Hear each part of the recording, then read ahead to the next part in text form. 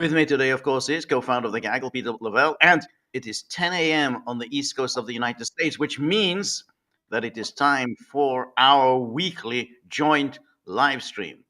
So, good afternoon, Peter. How are you? Yeah, we have a cold snap. It's a cold. It's really cold. So, Really? but no snow, which is good. Okay, because it's this time of the year that we're thinking about winter coming to an end, and then the great cleanup. Right. Oh, when the city takes weeks to dig out and clean, but we've dug out, it's already clean. So, for the dry cleaning, it's a bust this season. Right. Yeah. Well, it's very funny because here it suddenly got very cold as well. Quite sunny. It's not as gloomy as it's been for week after week after week here in Budapest, but it is cold. Each day it's below 0 Celsius. So I guess it's the last kick. One hopes the last kick of winter.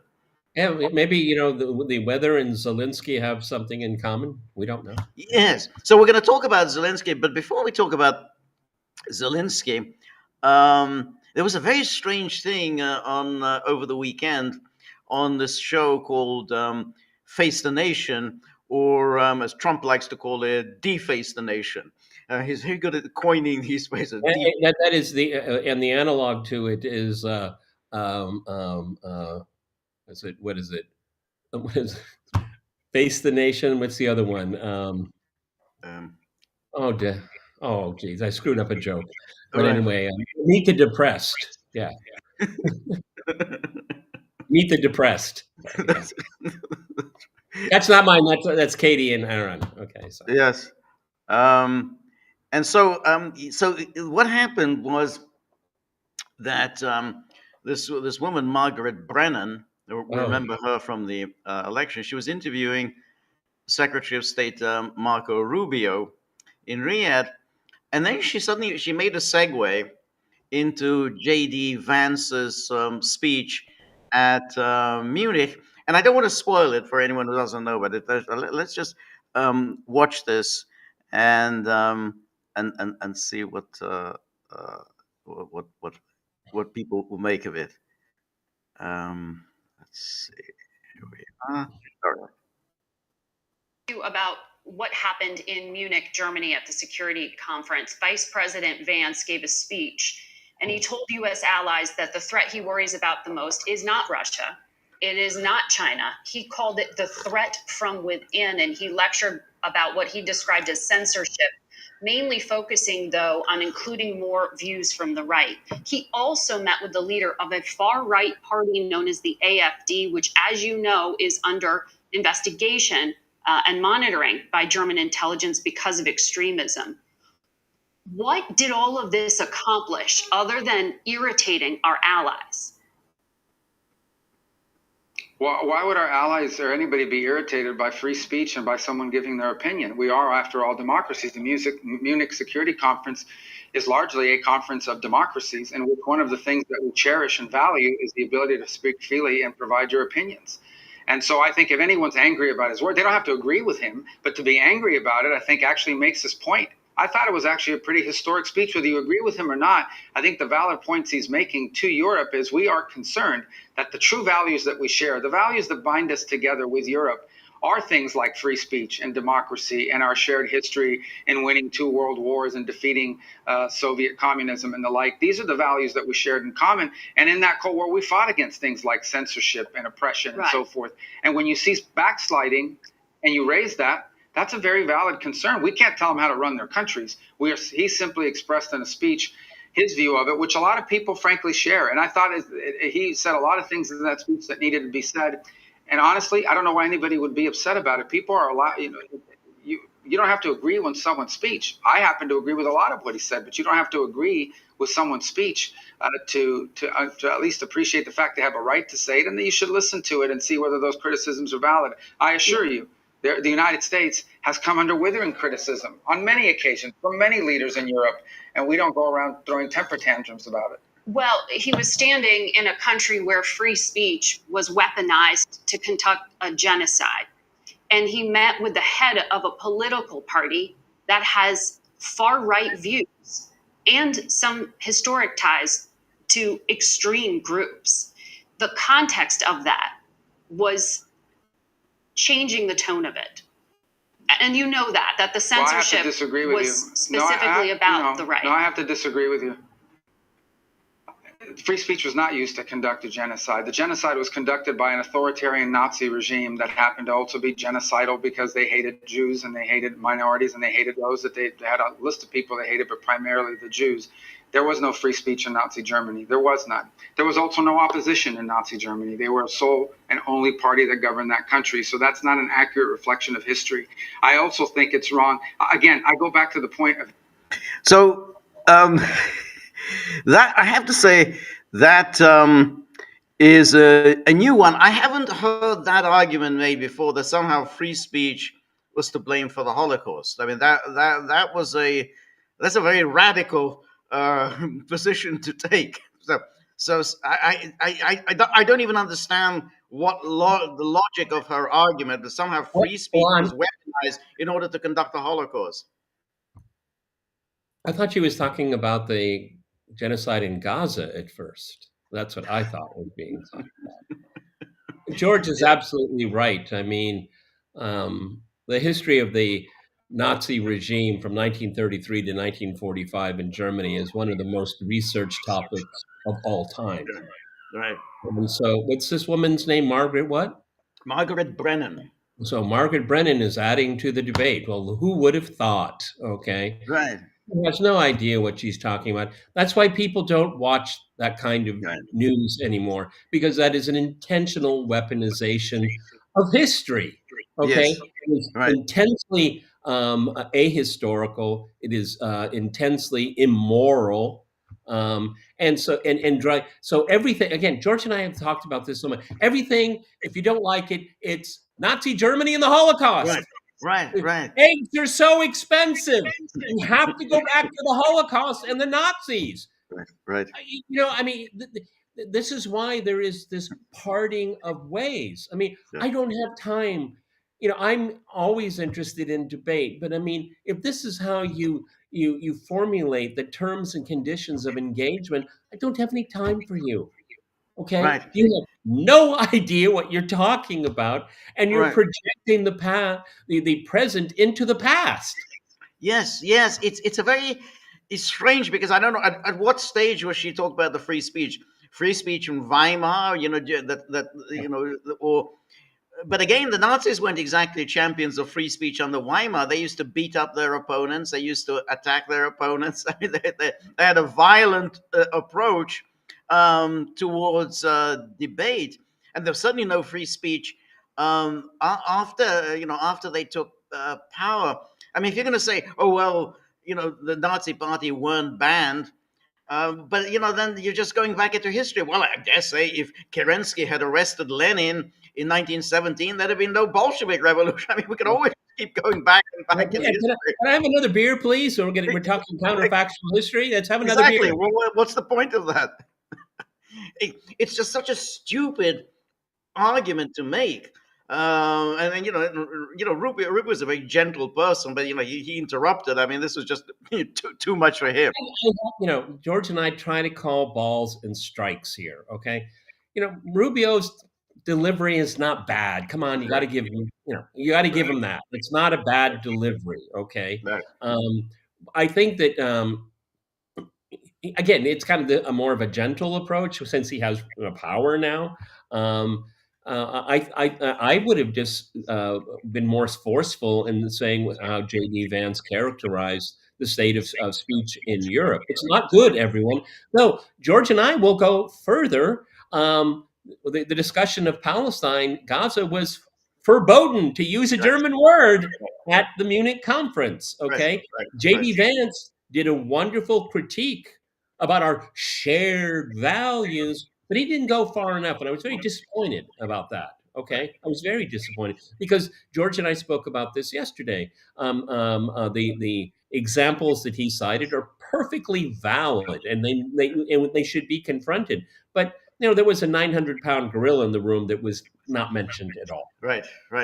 It's very, very interesting because, of course, you wouldn't expect the Americans to bring it up. But it's very interesting that the Europeans who are tearing their hair out about the Trump administration, that wasn't one of the issues that they took issue with. Not one of them said, hey, I don't really like where you're going with this. You're departing from the foreign policy consensus that has prevailed since 1967 about, essentially a homeland, a two-state solution, whatever, for the Palestinians. You're departing from it. From all the way back to 1967, Gaza was deemed to be Israeli occupied territory and therefore and the future homeland for the Palestinians. You're departing from a 60-year policy that you'd have thought the Europeans would object to that a lot more than the fact that the Trump people are talking about peace in Ukraine. What really is at stake here, again, I give credit where credit is due. I'm giving credit to Marco Rubio. I'm giving credit to J.D. Vance. But really was at the heart of it, and no one addressed it directly. So George and I will address it directly. The vice president gave examples. That's good. That makes your point. But really what at issue is here, and why everyone's hair in Munich was on fire, which I, of course, took great pleasure in, is that speech has been instrumentalized as there is a narrative about Ukraine. Right. And you cannot depart. And why? Because that is the issue that the technocrats of the European Union have settled on as in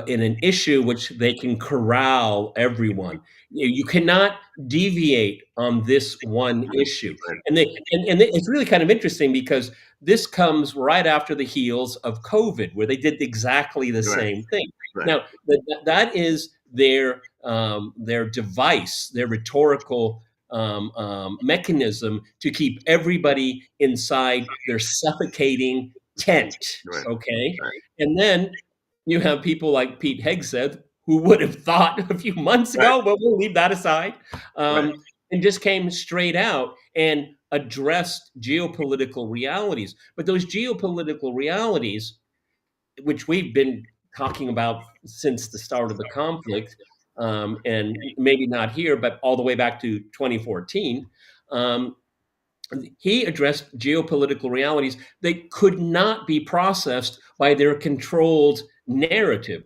That's why their heads exploded, okay? Right. Because they cannot understand those geopolitical realities because they have a discourse which does not allow interrogating geopolitical realities. So that's why people's hair was on fire, because that's the vice they have to keep everybody under control. That's when you're in the church or you're out of the church. What about is out of the church because he does not toe the line. That's what was really at issue there. Right.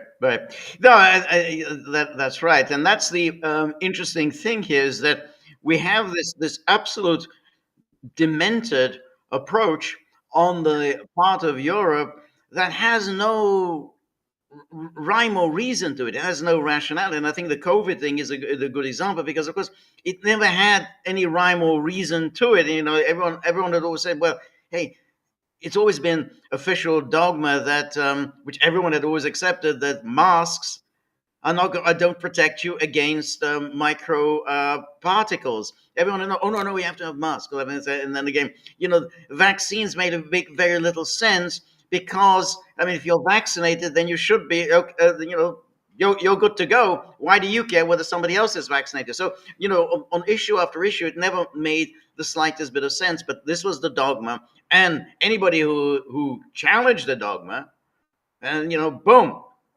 It was very nasty in those days. You were just thrown off all the social media platforms. We remember, how terrified everyone was in 2020. If you said anything, the very next day you would be off YouTube, Facebook, everywhere. Boom, you don't exist anymore. So, and the Ukraine is kind of like that.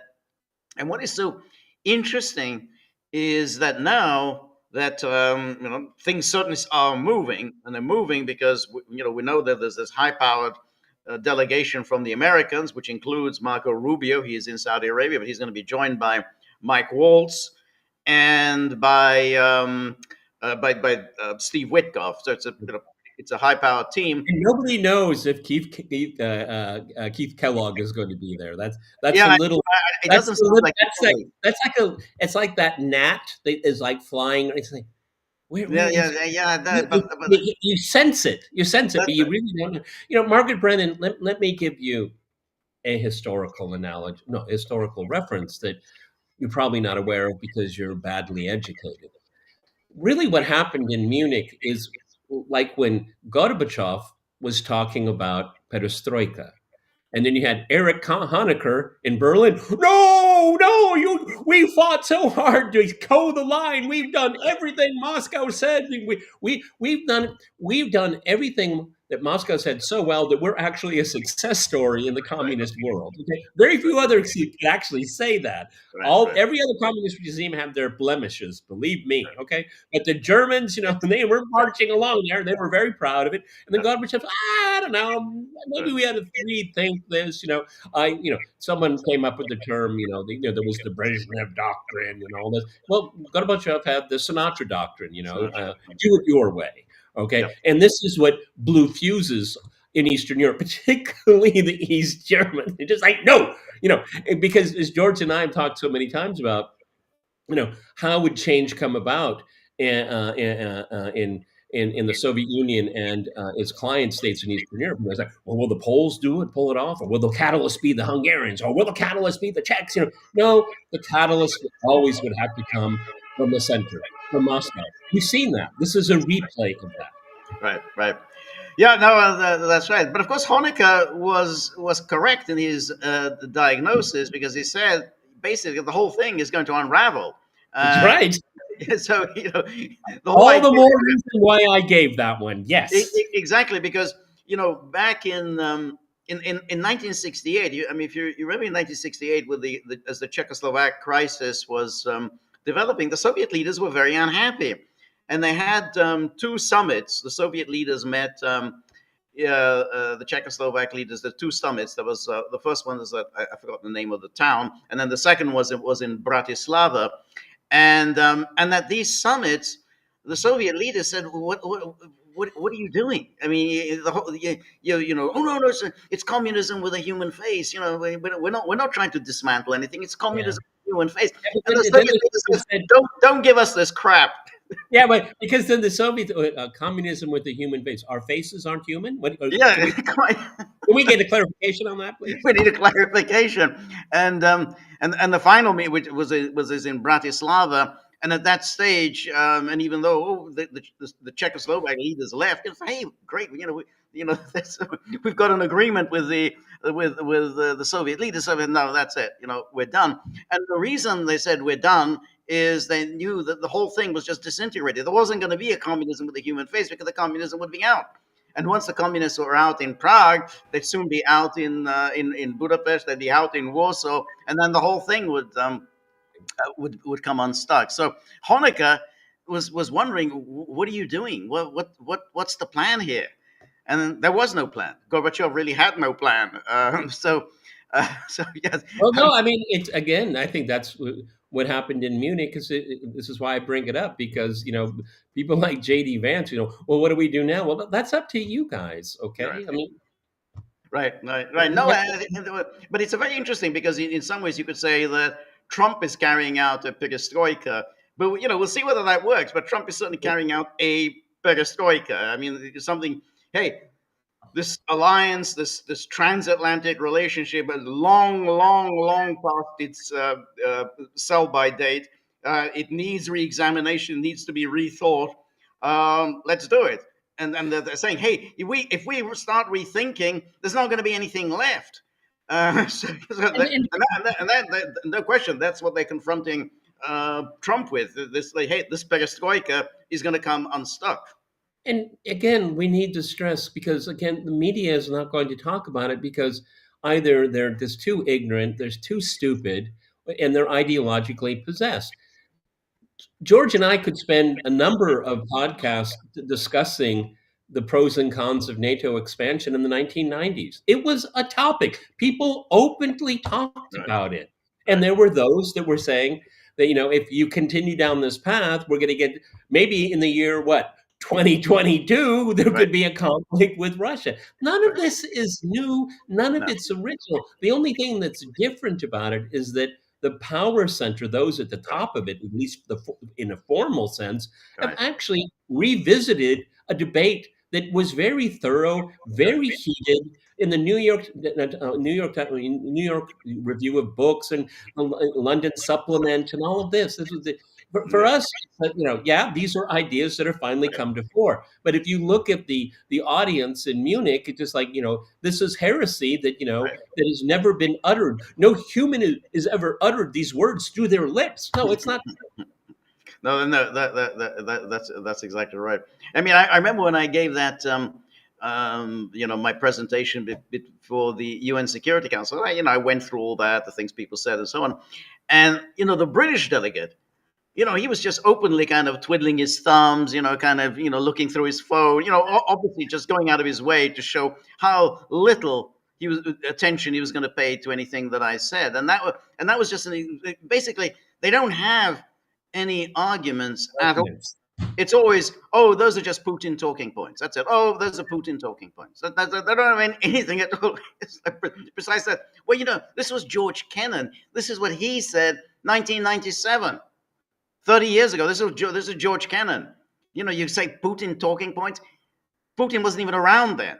And then, but that's it. They don't even have any arguments, just Putin talking points. But anyway, so the Russian delegation that's coming, so they're going to meet Tuesday, I think. So there's going to be the Russian delegation. So Lavrov is going to go, Uvashov, and then somebody else, another Russian who's going to be there. So it's kind of a heavyweight delegation. We don't know what's going to come of that. But the amusing aspect of this is that Zelenskyy today in Dubai, he's got a lot of time on his hands, but he's in Dubai. A country that's at war has its international airport open for business. Business as usual. Amazing. Yes, and then on Wednesday he's going to be in Riyadh, but he hastens to say, I don't have anything to do with these talks between the United States and Russia. Because I heard there's some really good duty-free stuff there. Because I think that's why he's going. Yeah. I don't know. I don't think they have any booze there. He's not going to get any booze in. I've actually noticed that they play this kind of smoke and mirrors with you. Apparently, you can't have a liquor store, but you can have a liquor cart that's mobile. It's like some kind of bending of the rule, okay? Right. These thirsty Westerners, they'll pay top dollar for their booze, and they do. Yes. And then, so he said, I'm not going to take any part in these talks. So, he's going to be there on Wednesday. Now, the American-Russian talks start on Tuesday. I don't know whether they continue on into Wednesday. But either way, Zelenskyy is going to be there on Wednesday. He hasn't been invited to take part in these talks. So he says that, I'm going to find out from MBS. I think he's going to see MBS. I don't know, but or whoever he's going to see, what transpired in the talks. Though I'm not quite sure why MBS or anyone else are going to know what transpired in the talks. But it's a very odd for him to do this. he's going to Riyadh, and he knows he's not going to be invited for these talks. Now. Well, George, I'm sorry, but there's something that needs to kind of be explained here, is that he's a client of the United States. So what are his handlers telling him to do? Because his handlers are Americans and Brits. Right. Okay, so what's going on here? Okay? Is this something that deep in the bowels of the State Department of sabotage or something like this? I wouldn't cross Trump at the moment. I wouldn't. However, and I think this is where it gets very interesting, because it's clear that the European plan is to sabotage absolutely whatever is going on. George, I guess it's an epiphany here, everyone. I guess that's why they're not part of the negotiations. That could be. Because they don't want an end. So why would you want to be part of a process that is ending something when you want to continue it? That's why you're not invited, because the two parties that do want to see an end to it are going to meet because they're the only two parties that Right. want to do that. Right. Okay. Yeah. If you bring in everybody else, then you're going to have this, I wrote it down for tomorrow's program, humiliation ritual, because that's what we saw. Right. It was amazing. It was amazing what we Right, saw. but that's it. And so what they are trying desperately to do is to put a spoke in the wheels.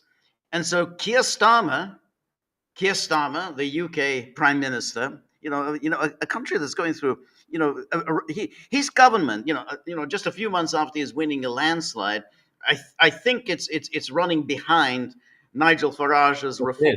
It is. which is quite an amazing feat. So he wrote an article in the Telegraph. This is Another guy that has time on his hands. Yeah. Yes, I guess. Well, he probably didn't write it. He probably has a staff of people who write. Anyway, so he says here, Keir Starmer, potentially putting Britons in harm's way is a huge responsibility, but we must be ready to do our bit for Europe.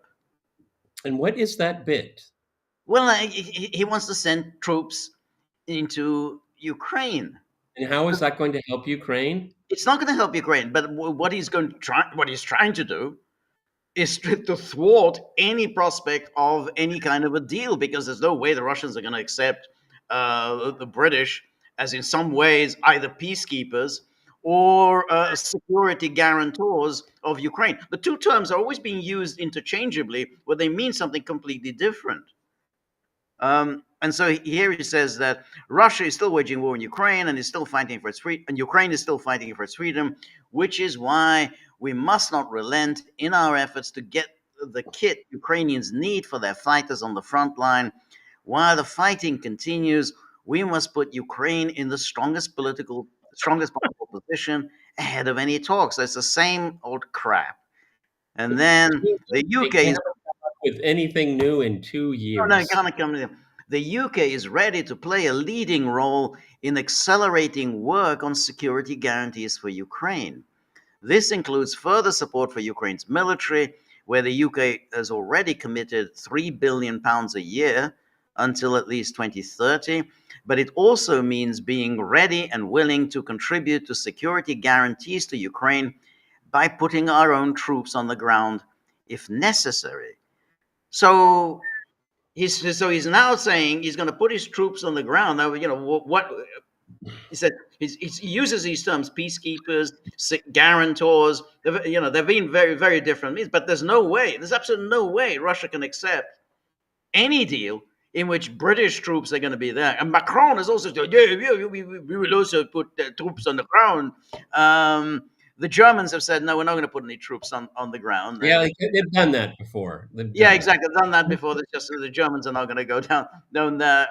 And even the Poles are saying, we're not going to put troops. We've done that too. Okay. They've done that too. So, so this is clearly an attempt, this meeting today in Paris, which will be attended by, Starmer, Schultz, Meloni.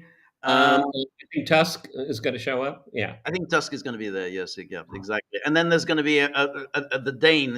There's going to be a representative of the Danes and the Balts. I think there's going to be one person representing them all the Baltic, all the states that are in the Baltic. And I think I wonder if he's going to also be there. Don't forget about Greenland. Yes, exactly. So they're all going to be there. And what's the plan? The plan here: how do we keep this war going? Yeah. That's it. That's the plan. How do we keep this war going? We want a place at the table. Well, who would have thought that the arch security concern that Russia has had since the end of the Cold War is NATO expansion? That's it. Mm-hmm. So watch now how NATO unravels over Ukraine. And the Russians have to do nothing, just watch. They're just watching. I can tell you, folks, Donald Trump doesn't like the Brits, and he has a lot of good reasons, okay? And this is just going to infuriate his administration, okay? And this is going to end very badly for the Brits here. It's very interesting because, of course, Trump has connections with Great Britain because his mother was born in Scotland, and then he has golf courses in Scotland, and he did like the Queen. Now, however, I don't think that I don't think the Queen liked him. The Queen, I think. Well, look, the Queen.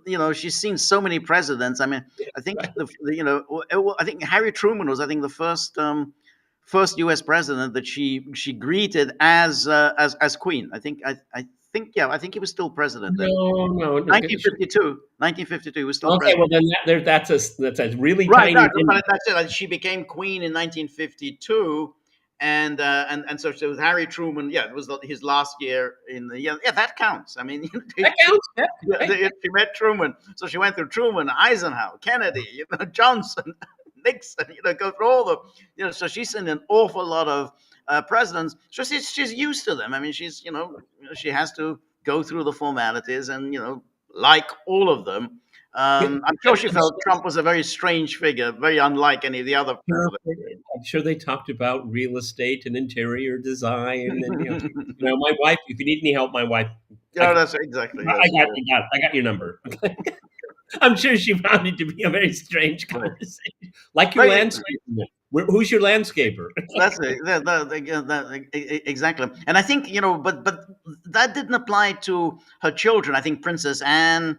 This is the Queen's daughter. She didn't want to talk to him, because she saw him as a vulgarian. But the Queen is. He is. He's a vulgarian. I meof as far as the Brits are concerned, he embodies the ugly American. That's sort of kind of brash. I think that's universally expressed by Europe's elite today. The ugly exactly, the ugly American. The guy that just won a historic election in the United States. That's right. But the thing is that I don't think there's any kind of fondness between King Charles and Trump. I mean, they have very different views on the world. Charles is into all the Green New Deal and all the rest.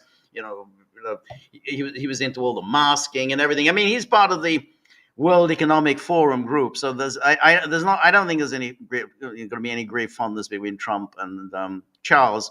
I'm sure that when Trump does come to do a state visit in the UK, it'll be quite tense. I'm sure. I don't think he will. I don't think he will. No. Why? I don't think he's interested in visiting Europe at all. No, well, that's maybe. I mean, but there's going to be a meeting at some point. There's going to be some kind of G7 meeting. So he's going to make he's going to have to make. He's going to have to go to a NATO meeting eventually. Yeah, one of those NATO meetings. He's going to have to show up. So, and when you do those things, you get invited. You have to throw in a couple of state visits along the way. I remember the first state visit. No, I'm not sure if it was a state, but the first foreign leader who came to visit him after he became president was Theresa May. And boy, did that go! That was a tense meeting. They did not hit it off at all. Again, this is she's a very uptight. Brit just wouldn't hit it off with someone like Trump. There are Karens all over the world, and right. In the UK, there's a lot. Right. She was among the worst. But anyway, so here we have this. This is where you got this European thing. And so if we look back, take another look at what Starmer is saying here, which is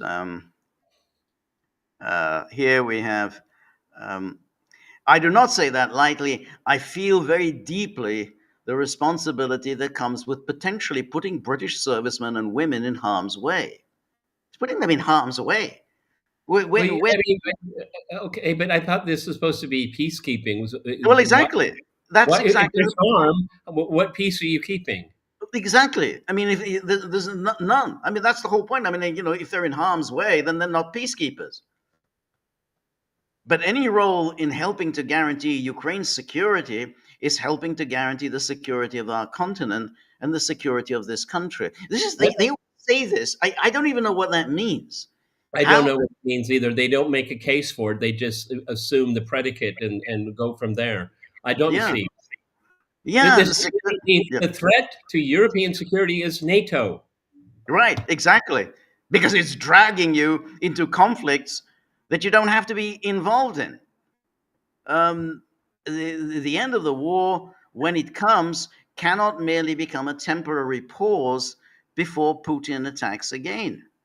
Why would And Putin then he goes, attack if while they were? NATO membership may take time, we should continue to support Ukraine's irreversible path to joining the alliance. Again, no plans at all to induct Ukraine into NATO. It's purely a fiction, a figment of Putin's imagination. And then here, we should also show greater strength in applying economic pressure. Putin's economy is feeling the strain. He's worried about his energy revenues and the financial sectors. Working together, the US, Europe, and all our G7 allies should seek to go further on the oil price cap, the shadow fleet, the sanctioning of oil giants, and going after those banks that are enabling the evasion of sanctions. So, in other words, same old crap. Yeah. Meanwhile, a central bank official in Moscow today said that we might be. He was very guarded in his language. We might be expect that Mastercard and Visa will be back in Russia, which means the SWIFT system. So look at the British Prime Minister, what he's writing right now, and but people that actually count in the world saying, Visa and Mastercard, they got a really good gig going, okay, and Right. they're out of a big market. They really want to come back, but they don't care what the British Prime Minister has to say about anything. Right.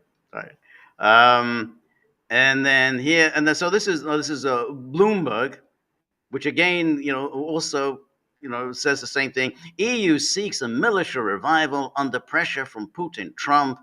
Oh yeah, we've heard this so many times, George. I know, and it's so tiresome. Okay, it really, yeah. And then it says here, the situation is urgent because Trump is racing ahead with efforts to end the war in Ukraine, and European officials are worried that President Vladimir Zelenskyy could be pushed into a disastrous deal unless they can quickly come up with a plan to give him a military backup. What does that mean?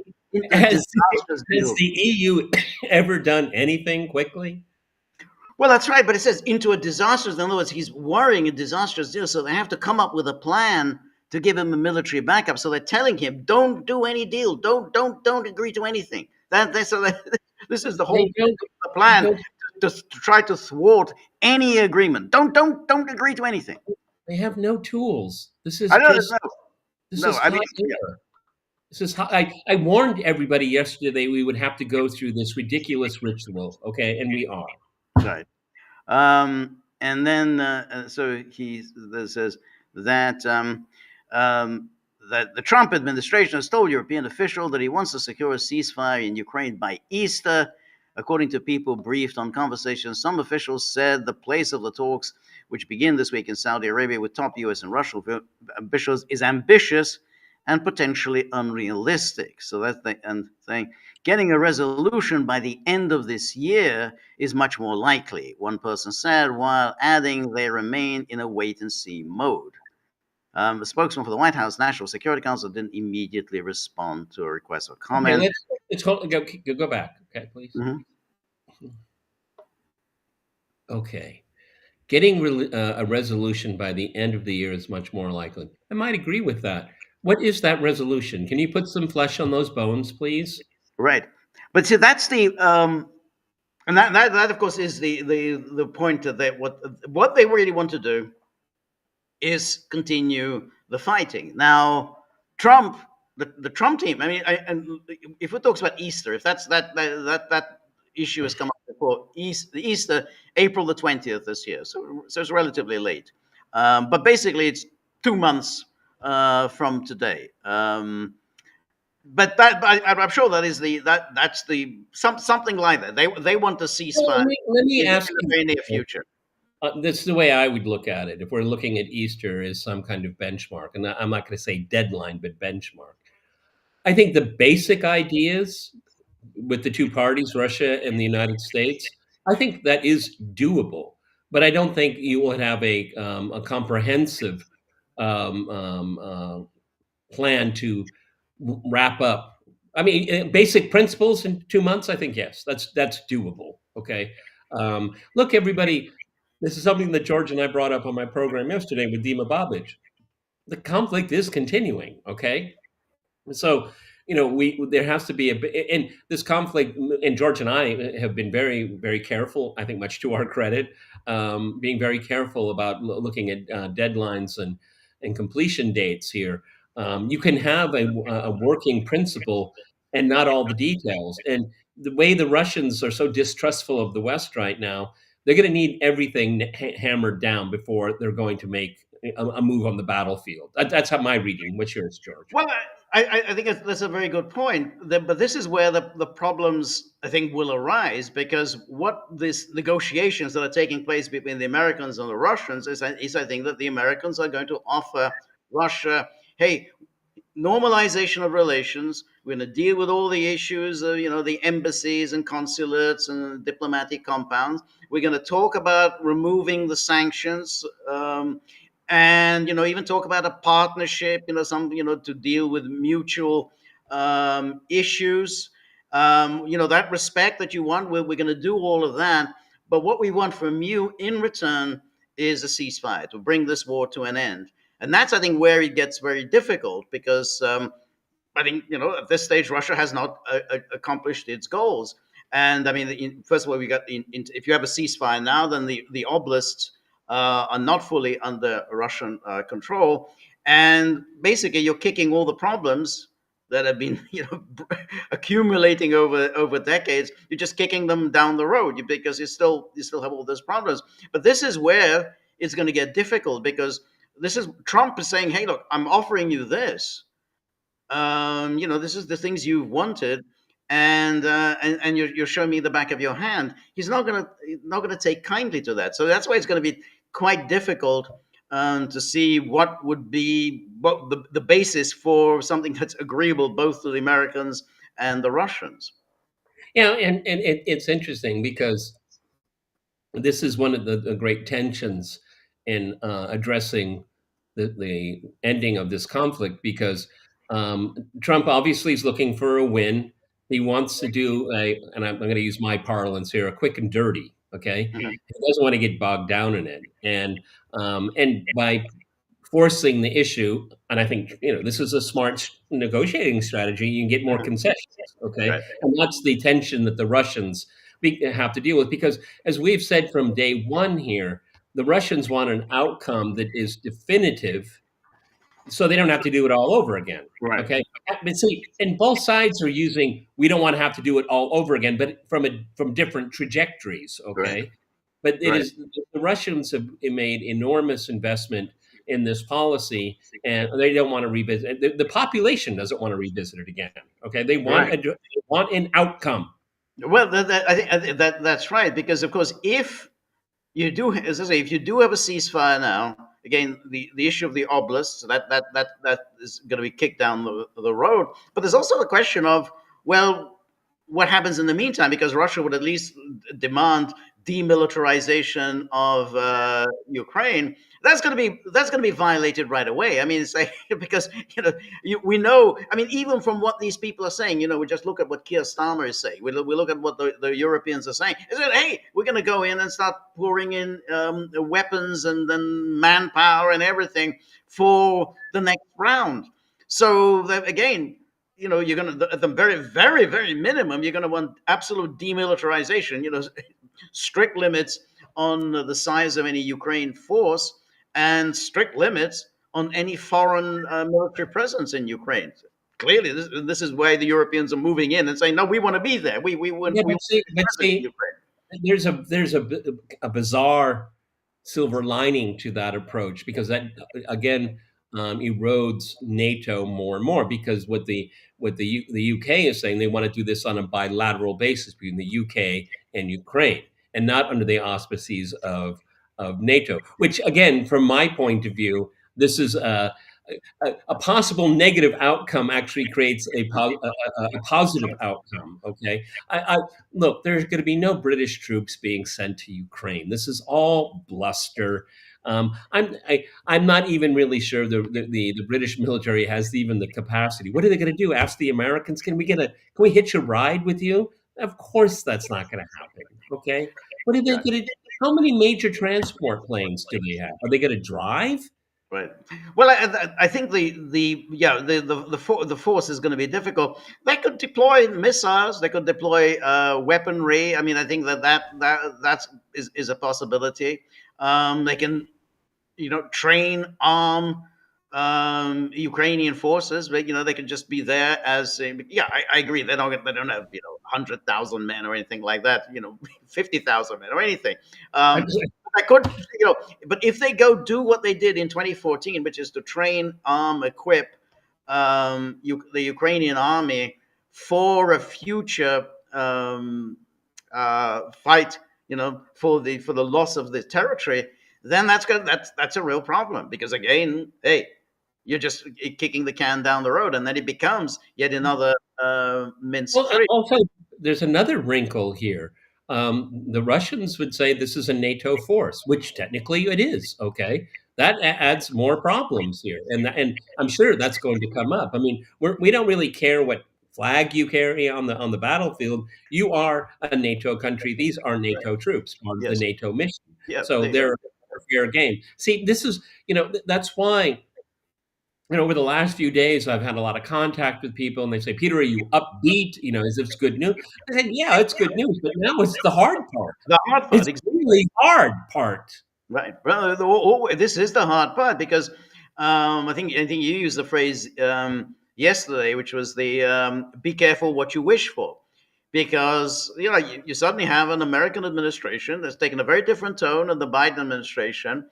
And therefore you have to respond. You can't just ignore it and say, well, we're just going to carry on as before and go on, doing our thing, because that's going to antagonize them. And they say, hey, we've gone this extra mile. We're trying to accommodate you. We're trying to deal with you, address your issues. We've taken NATO membership. And they are. Yeah. And they are. And they are. But we want something in return. We can't just go on fighting. And that Trump keeps repeating this over and over. This war has to end. This war has to come to an end. He's not saying, oh, yeah, well, it has to end when Russia has accomplished its ends, whenever at the end of the year or whatever. He says it has to end now. And I think that's where it becomes very tricky for Russia. How do they maneuver Trump? Because if it does antagonize Trump, then he says, yeah, well, the Europeans are right. You can't deal with these Russians. It's unreal. And then Trump is very mercurial. They could then really escalate the American involvement. So it's a very, very tricky situation. So and that's why breaking out the champagne, as always, is definitely the wrong step. No, I'll bring it up again because I think it's really germane here. Is that what was the American delegation, what was said in Munich was a huge circuit breaker. I mean, this really has shell-shocked the system. And the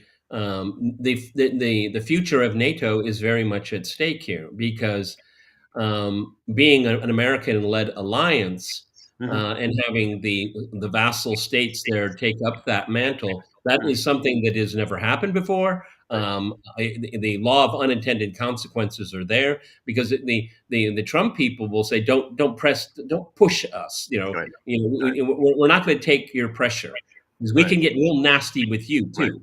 Okay, and so this is and basically you're dealing with a whole cadre of intensely incompetent people. Okay. I've used the phrase over the last few weeks, move fast and break things. Well, this is what these people are. They're moving fast and they're breaking things, which they may regret. Now, the Europeans, if they were smart, and they're not, okay, there's one way, George, and I know this sounds fanciful, but hear me out. There's one way to short circuit all of this. One way to short circuit Trump and his gambit is for the Europeans to turn around and make a deal with the Russians. Okay. Right. Now, if you were Metternich or Kesselraum, if you were Bismarck, that's what you'd be thinking right now. Right now, okay, we're going to outmaneuver these guys, but they don't have the capacity. Right. They are so propaganda. They believe so much in their own propaganda, in their worldview, and their arrogance. They hate the Americans. Everybody knows it. Okay, Right.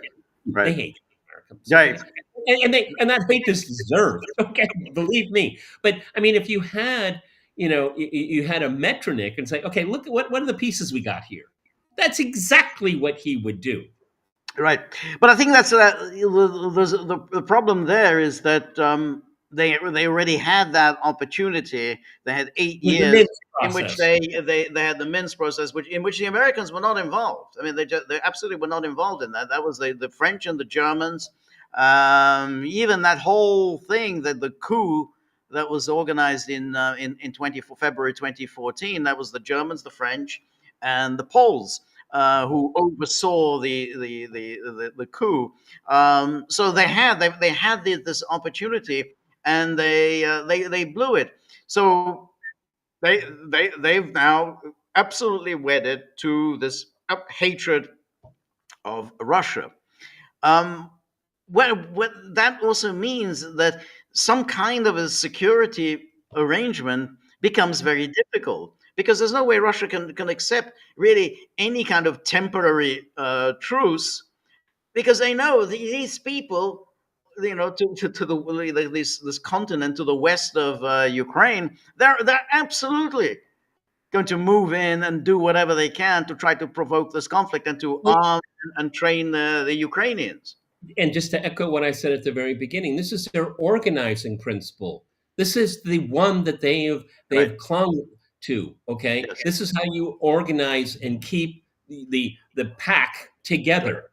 Okay, they can't. It's not immigration's going to work for them. No, it's like fighting Trump's tariffs because it's different countries and all that. Ukraine. That's what the organizing principle is, and that's why they can't divorce themselves from it. Okay, what we're going to see again, everybody's looking at what the United States and Russia are doing, and this is important to talk about. The mask is dropped in Europe, and now we're going to see the Zelenskyy effect, one leader after another. Because if you ask the populations about this, they're going to, they want to make peace. I mean, why can't you get on board with that? That's what most people are going to be thinking right now. Okay, yeah, that's what. This is a huge storm that is going on. But the problem is that it's very hard to see how that can express itself electorally, because the election it takes place on Sunday in Germany. Chancellor Scholz will no longer be chancellor, but there will be the immediate negotiations. He's returned. Wondered where the nomad has wandered off to. He's back. We've got the God, now I lost my train of thought. I knew that was going to happen. I apologize. You were talking about the German elections. Oh yeah, the German elections, exactly. So the Scholz, I think, will be replaced by Friedrich Merz, but Merz is even more belligerent than Scholz. So Scholz, who has ruled out, I imagine Merz will also rule out German troops in Ukraine, but he hasn't ruled out the Taurus missiles for Ukraine. And it could well be, they're going to now start all the haggling about with the coalition, but it could well be Annalena Baerbock will be back as foreign minister, because that's if the Greens are going to be in the coalition, and it looks like they're going to be in the coalition, then that's always the prize. They want that foreign minister job. The poison will remain. Okay. Yes. Yeah. So, so again, so they're going to ask for that the position. So that's Germany, and then Meloni. I mean, she's supposed to be this, the conservative or whatever she is. she's just been absolutely belligerent all this time on Ukraine. You have to wonder whether they have something on her. It's the price. It's the price of entry. Okay, it's the price of the ticket for entry. Okay, Mark here writes in a comment here. The United States is about to go through 100 years of lean. I'm not sure about that, but I can guarantee you that's what's happening to Europe. Okay, that's for. This is the 100. They're going to start. They're in their 100 years of humiliation. Okay, it's amazing how these things happen. Okay, because Europe is making all of the wrong choices. It's a chicken can win better at tic-tac-toe than the European Union right now. Right. Okay. Right. I mean, Yes. they are on a cascade collapse right now. And I already gave an alternative. Make your own gambit, outmaneuver. That's what smart people would do. Right, but that's not going to happen. I'm just I know, but it's the point of how stuck and dysfunctional right, these people are. But that's in a way what's interesting, the transformation that has taken place, because it used to be the other way around. We had the Europeans who urged accommodation with the Soviets. Yeah, Willy Brandt, but his successors pursued the same policy. There was no change. Helmut Schmidt was supposed to be, he was more hawkish than Brandt. Schmidt continued the policy. And Helmut Kohl, Christian Democrat, continued with the policy. Even he did not abandon the Ostpolitik. I mean, even he, said, no, we're going to maintain the opening to the GDR. We're going to maintain our opening to the Soviet Union. That was the Christian Democrat. So there was no change. And then you had before that you had the de Gaulle in the 1960s. So then it used to be the Europeans who were telling the Americans, we're closer to the action. You got to understand, we're very nervous. We have populations that worry about nuclear war and a war on the continent. You got to realize and so on. But now it's this peculiarity that on the one hand they're militarily dependent on the United States. The United States is a serious military force, and they're now more belligerent than the United States. That makes no sense. I mean, that's just... it's a perfect storm of everything that's going to go wrong. Okay, right. George is absolutely right. Okay, yeah. This is a cocktail for disaster. Okay, right. And when they're confronted with hard facts, cold reality, their hair goes on fire. I mean, you're good with these names, George. What's the guy that was running the Munich conference? It's Hirschgen. Ischinger was the guy who used to run it, but there's a new guy who was running it. Well, for lack of his name, Crybaby. Did you see that? Yeah. He was the guy. I think his name comes up. Erskine? Maybe. I think let me go back to that. I think his name comes up in that in those things that I'm showing. Where was it? One of the slides. Yeah, Huysgen, that's him. Christoph Huysgen. Huysgen, thank you. Huysgen, exactly. Christoph Huysgen. He couldn't finish his speech. He was crying. As a middle-aged man in public, crying. I can't finish my speech. And everybody stood a standing ovation. What is this, a psychiatric hospital? Yeah, good for you, Joe. You answered all the questions. God. But here he's saying, it looks a bit like appeasement from here. Christoph Huysgen, chair of the conference, said in an interview with Bloomberg Television's Oliver Crook. It looks a bit like appeasement. And so that's him. Macron will host his counterparts from Germany, the UK, Italy, Poland, Spain, the Netherlands, and Denmark Monday to discuss their response, along with NATO Secretary General Mark Rutte. But I think they've forgotten Ursula von der Leyen will be there. She's always there. The talks will be focused on Ukraine and what kind of security guarantees European nations could agree on immediately, so that Europe is not left out of Trump's negotiations. But again, this security guarantees and peacekeepers, they keep using these terms interchangeably. And and then again, there's a Baerbock, says Baerbock, we will launch a large package that has never been seen in this dimension before. AfD is going to win. That's right. Similar to the euro or the corona crisis, there is now a financial package for security in Europe that will come in the near future. So again, you're threatening inflation in Europe, all for the sake of Ukraine. That healthcare system, Yeah, forget about that. Your free education, sorry, okay. right.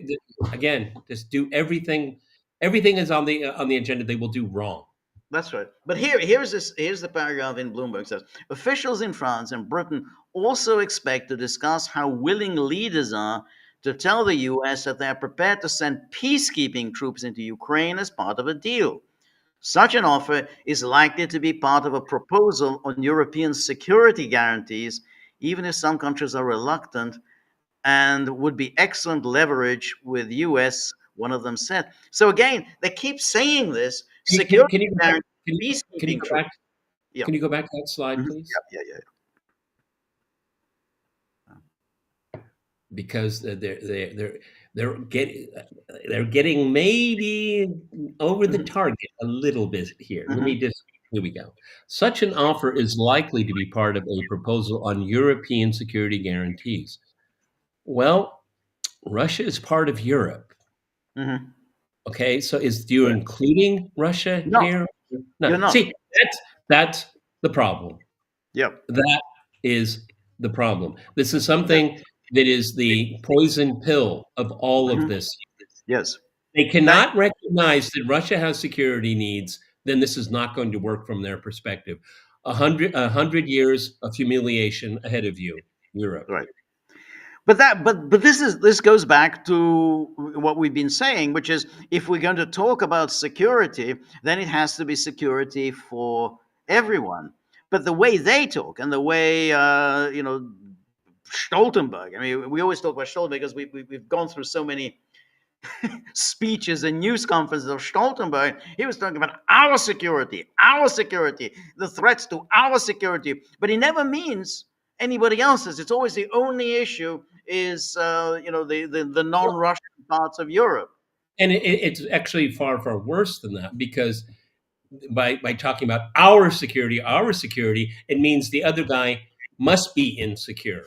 Our security, the antithesis of that is the insecurity of Russia. That's the problem here. They need indivisibility. Right. Okay. And that's something that they can't even contemplate. No, and this is where it gets very difficult because again, going back to the issue, Trump wants this deal. Trump wants a ceasefire and a cessation of hostility, and then we can start negotiations and so on. But the point is that the ingredients of what Russia wants, which is again we're talking about the oblast, which is the borders, which will be Russia's western border. But then there'll be the issue of the demilitarization of Ukraine, which means there's no question of peacekeepers and security. No NATO. No, exactly, no NATO. But then there's the long-term issue, because you can't go through this thing that in a few years' time, because here's again Starmer and all the rest of them, they keep repeating Ukraine will be in NATO. So if they basically Russia's saying we're going to have some kind of a serious conference in which we recognize one another's security concerns. Europe is not going to do that. And there's no question Lavrov, during his discussions on Tuesday, that's what he's going to insist on. He's going to, we have to address the root causes and, what led to this. And we've got to make sure this doesn't happen again. And Europe will have the luxury of quoting the Secretary of Defense, Pete Hegseth. I'm paraphrasing. We don't need another Minsk agreement. Right. Now, the Russian foreign minister can quote the American defense minister. Right. Right. No, that's right. Now, the question then is, I mean, Trump, he's now saying, "Yeah, I want this done. I want this done," very quickly. And now, what if one looks at it the other way? And suppose Trump would just lose interest. I mean, I'm not saying he will, but let's just, as a hypothetical, could he just lose interest because he's got so many other things on his plate right now? I mean, he's challenging. He's being challenged in the courts, one issue after another. He's being challenged in the courts, and then basically the immigration issue and everything else. He's trying to remold the government. He doesn't have that much time, so he's got a lot of things to get moving. What if he says, "Okay, I did my best, and I don't think we're there yet. I think it's a possibility, but I don't think we're remotely there yet. I think I don't think so either. I think he's looking forward to the very high-profile, historic summit meeting. And just that what George and I worry about is that, we're old school. We're old school guys. Is that, we remember growing up when there were summits. I mean, they had all the documents lined up. And Miss Britt, you go over here, you go over here, you sign here, and, you change pens. Right. That's part of the process too. I mean, you can't turn it into a talk show. Okay. Right. That's right. But those, the heyday of those the summits were that you could work things out. There was an agreement and treaties and so on. There isn't really anything like that right now. Which makes it very difficult because it's talks about talks. It was under Johnson. Was it in 67 or 68 when they really started serious arms control talks? I mean, it was.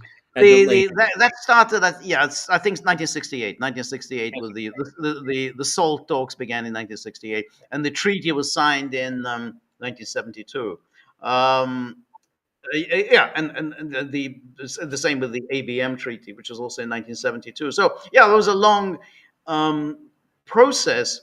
But here here we're really at the stage of talks about talks.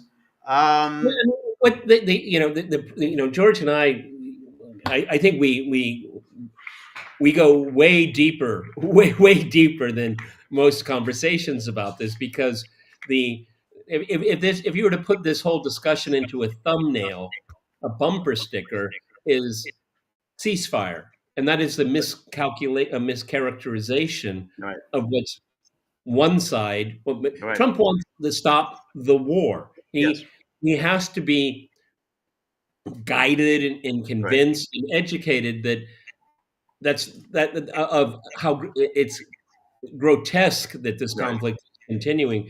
But you have to address the issue of how to resolve it, not to how to resolve the problem. And see, this is a huge tension that is going to be confronting Trump, because the Russians, they've been saying this from day one. That's right.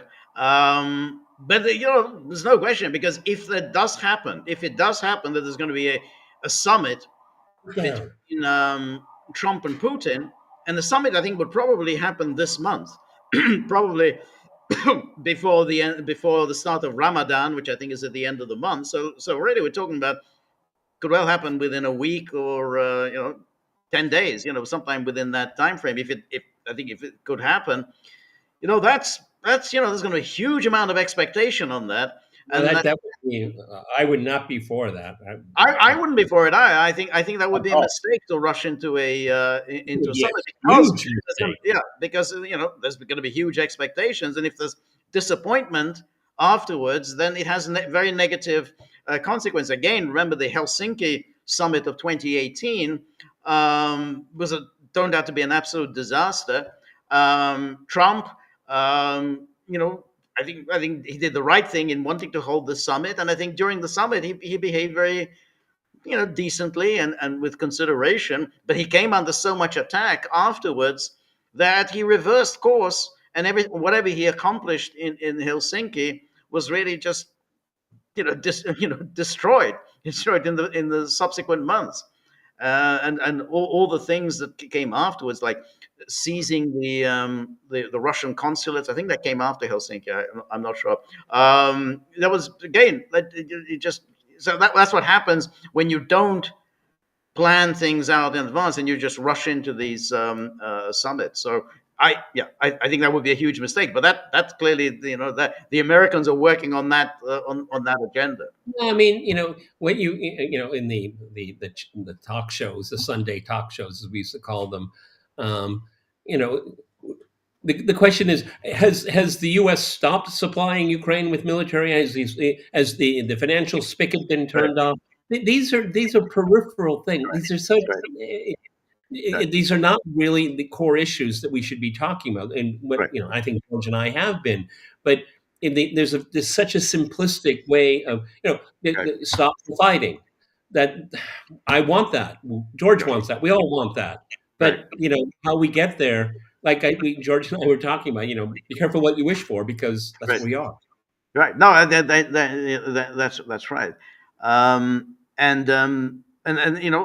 clearly this is where the danger is, and for the Russians, because again, this is what Trump is offering Russia, is saying, let's put all of these difficulties. That was all to do Biden. Biden just unnecessarily acted provocatively towards you. He did all these bad things. He naturally forgets all the things that he did, but but he said, "Oh no, it was all Biden. I always had good relations with Putin. I like Putin. He likes me, and we he and I can sort all this out." Well, that's going to be his approach, but that isn't. There's too many issues that have to be resolved here. I mean, it's a real difficult situation now to extricate yourself out of. And I think George and I may be wrong here, but I think we're the only two, including my program yesterday, is that we have to keep in mind there's another very, very important dynamic, is Putin has to deliver for the Russian people. Right. Okay? I mean, because it's never reported in Western media, because no one really they're just too lazy and dumb. But from 2014 to 2022, Putin was under enormous criticism inside of Russia. Right. Yep. Because Russia wasn't doing enough to protect the people of the Donbass that were, and from 2014 to 2022, 14,000 people were killed by the Kiev regime. Yep. And everybody knows that number here. Everybody knows that number here. It's never mentioned in the West, okay? Right. And so there's an enormous amount of pressure on Putin. Okay, you had your special military operation. It's lasted longer than anyone could have ever expected. Maybe the military guys had a different plan. I don't know. But for the general population, whoa, this was a lot longer than we expected. Right. Okay. Sure, we survived the sanctions. Sure, we have an opening to the global south. Those are all good things, okay? But our boys are dying, okay? And they better not have died for nothing. That's a very real concern, and that's why I think on a lot of these Russian blogger sites on Telegram, I think they're quite concerned. So that somehow, hey, we're going to be tempted once again to go down this path with our Western partners, and then I don't like when they say that. Personally, I don't like it. Okay.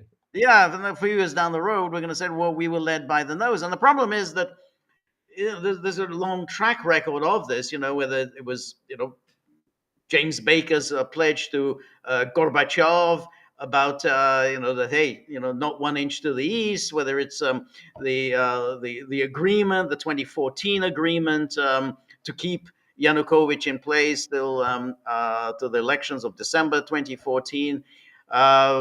And Minsk, and Istanbul. I mean, you go through these things, and every time Russians agree to something, then it turns out, hey, we were led by the nose. And I think this is why it becomes very serious, because as you said, you've lost huge casualties, and if you're going to turn around and say, well, we haven't really accomplished our goals, then that's going to cause a great deal of distress in the Russian population.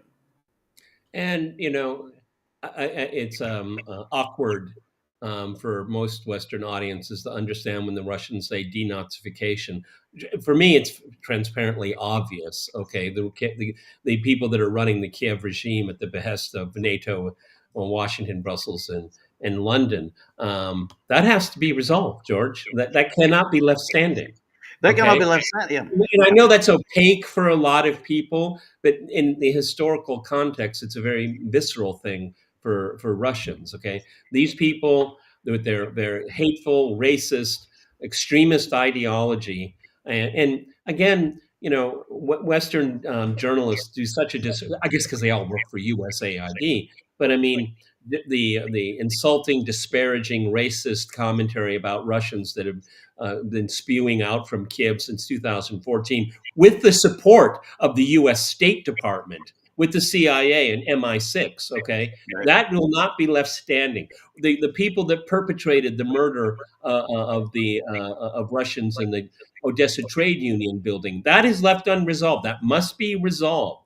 The Right. people that committed human rights abuses from 2014 to 2022 against the people of the Donbass, that is still unresolved. There's a lot of issues that never get any airtime in the West. The Russians That's right. have their grievances too. That's right. That Ukrainian guy, I think, is it Gerashenko? I think, who was involved in Odessa. He's an MP. He's an MP in the Verkhovna Rada, and he's always on CNN. He always pops up. He always gets all these respectful interviews. He was there. I mean, there's footage of him being there, egging the crowd on. But this is where it also gets very difficult, because obviously that's going to have to be one of the things that Russia will insist on, along with the demilitarization and basically Russia becoming an official language in Ukraine, which even Yanukovych didn't go that far. But again, Russia wants that. But what is the enforcement mechanism here? Because if we're going to have the British and the French present, they're not going to enforce any of that. I mean, there's no. So the Russians will be complaining, "Hey, you violated this agreement, you violated that agreement, you violated this." Then they want, or even a repeat of the disgrace of the OSCE right. from 2014 to 2022. The disgrace of the OSCE. Right. Because of all of the strikes against the people of the Donbass. Right. Oh, we're just keeping score. We're just keeping. No, you weren't. You were aiding and abetting murder of civilians. Exactly. So that's why, what's going to be the enforcement mechanism? Because if in any way any of these Europeans are going to be involved as security forces or peacekeepers and whatever, they're not going to do anything to enforce any of these pledges. So again, then what would be the point? Again, the Russians will be complaining and saying, we agreed to this and we signed that or whatever, and no one's doing anything to implement them. So that's why these are the things. These are Russia's goals, and any kind of just to say, well, we'll have a ceasefire and then we're going to negotiate something down the road. What's going to happen is just we'll just have the ceasefire, and none of the key issues will be resolved. George, I'm looking at the clock here. Mm-hmm. I want to apologize to everybody. I think George and I didn't realize that we had a 90-minute window to do this, and we went over twice. Okay, so I'm keeping an eye on here. No, I think let's go. But all right, there's a question here from Ivan. Before we finish, okay. All right. So we have that's Ivan Grozny, which is a very good name, Ivan Grozny. And he says that, "Hi, Peter and George. I hope you are well. Thank you. Hope you are too. Finally, a Monday where I can watch the live stream when I don't have to work. Good. Congratulations. It's a public holiday today in the United States. I forgot about that. It's President's Day. Okay. Peter, I'm curious. There's a question for you. Peter, I'm curious how you got a start in finance in Russia as an American. Can you give some insight into starting to work in M&A in Russia?" Like mergers and acquisitions, M&A? Yeah, mergers and acquisitions, yeah. Well, my story is a lot longer than the time we have. I think we have a little bit more. I think it's a bit more than 90 minutes. I don't want to go black. Okay, but George, let's not go black screen again. It's not polite. Yeah, okay. But I think it's more than 90. Yeah. But anyway. But I came here having a job. I worked for a Russian bank called Alpha Bank, So I was living and working in Poland, and then in 1998, I got an offer to work in Alpha Bank. So that was my in. And then I, after the financial crash in August 1998, I stayed on because I had a severance package. And then I found my way. It's a long story, but I found my way to RIA Novosti, the news agency. Why? Because I wanted a visa. I wanted an official visa because I was always kind of in a gray area from like 1998 to 2004. And you don't want to be in the gray area in Russia, okay? You want to have good papers, okay? So that's how I started at RIA, and then a few months later, RT started, and that's how I got there. So, but any insights? If you're thinking about moving to Russia, you better learn Russian. Any insights into getting into M&A in Russia? Do you know anything about that? Everything is about partnerships here. That's what you would have to do. I mean, if you know someone that is involved in that, then you're going to have to get it. It's everything is partnerships. I mean, if you just want to land at Sheremetyevo Airport and do M&As, God help you, okay? Because it's going to take a long time to get your feet on the ground, okay? First, then you have to work with residency. You have to have permission to stay here, a visa. It's better, if you can have, eventually these sanctions will come down, or at least most of them. Find someone like that is doing that, where you can be of value to them outside before you come here. That would be my short answer. Yes. Yeah, I think that's right. This is Skippy, everyone. This is Skippy, not Buddy. Okay. Yes, it's a Skippy who's looking a little sad, which I think he has a kind of rather sad. Because Apple is terrorizing everyone. He wants to sit on my lap so he has a safe space. So I think just before we finish, I think I think it's going to be an interesting time domestically, because Trump is now coming under attack really within the courts, and I think we'll talk about this at another point. I mean, I think these courts are absolutely ridiculous. I mean, the judges telling the president whom he can and cannot fire is an absurdity. I mean, because that's the whole point. He's the president. He's head of the government. He's the CEO of the government. He's the chief magistrate. The notion that somehow he's not able to fire whomever he desires is an absurdity, and you can't have just judges essentially just telling the president what he can and can't do. There's a great legal term. It's called shackles. So by the time it goes through the courts, one judge, even one that probably doesn't like Trump, is saying, shackles, it's already been done. The sign is off USAID. The office is vacant. I mean, shackles, it's already locked. Okay. Obviously, we want to be, again, balls and strikes. Well, a lot of stuff Trump is doing is unclear at best. I tend to agree with George. He's the chief executive. He can decide who he wants working for him. But I wish it was just that simple. It's probably more complicated. They know what. Let me just put it this way: they know exactly what they're doing. Okay, that's right. But the notion that somehow, he can't fire his Secretary of State because Congress had ratified him. They had actually voted on the Secretary of State. That's an absurdity, because then that means anybody who has any kind of an appointment within the government is there, and without any kind of oversight at all. Oh, some assistant secretary for Near East affairs. Well, we can't fire him because Congress voted to affirm his position. It's an absurdity. I mean, of course, the president can fire the Secretary of State, the chairman of the Joint Chiefs. That's the whole point of you're the chief executive of the government. The fact that the Congress has a consent function. It's advise and consent. Right. We reviewed. We don't have a problem with it. That's not a job contract, everybody. It's advise and consent. Right. We would like to look at who you're going to put up. Okay, we have no problem with it. That's not a contract. Okay, it's as simple as that.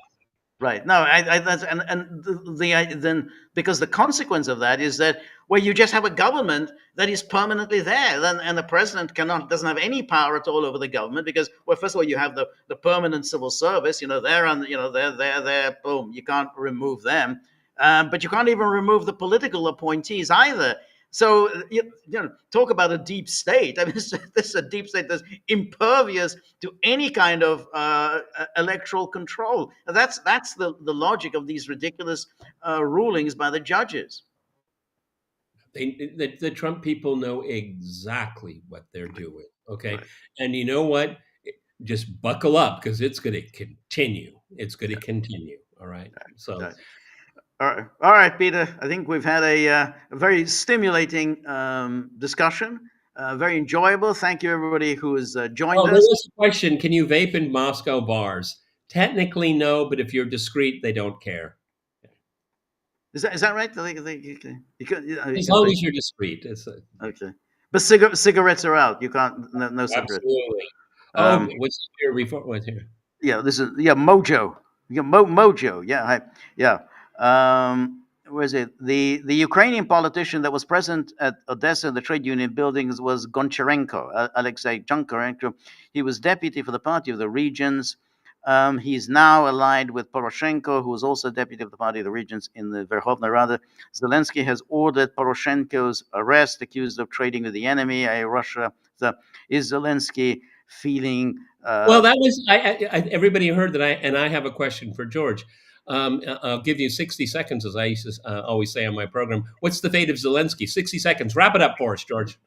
Second, I think Zelenskyy is going to be there for a while. He enjoys at least the support of the Europeans. The Americans would like to have an election, but he's the one who's going to have to order the election. I doubt. Why does he order the election if he's the illegitimate president? Exactly. But on the other hand, I don't think Trump really cares very much about elections. So that's just not going to be an issue that's he cares about his election. He doesn't like Zelenskyy, but I don't think the issue of the election is going to be the deciding factor. Okay. All right, everybody. All right. So thank you very much, everybody. We will be back same time next Monday. Until then, all the best. Oh, don't forget, Tuesday, 3 p.m. Eastern Time, my solo live stream. Please join me and think always about those dogs and the tip jar, because they are mean. I mean, that's all we can say about these dogs. They're mean. So remember, if you like the Gaggle, please like, share, and subscribe. See you soon. Bye-bye.